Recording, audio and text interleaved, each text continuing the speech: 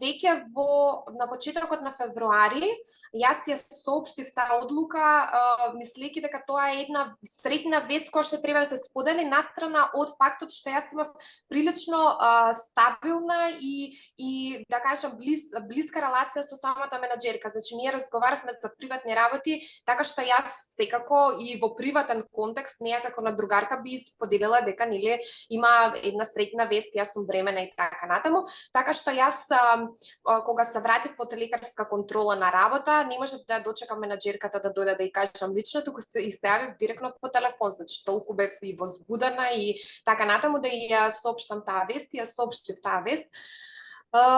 Од тој момент, значи, почувствував во односот помеѓу мене и неа некој тип на заладување. Знаете кога ќе осетите дека некој се дистанцира од вас? Пробав да направам некаква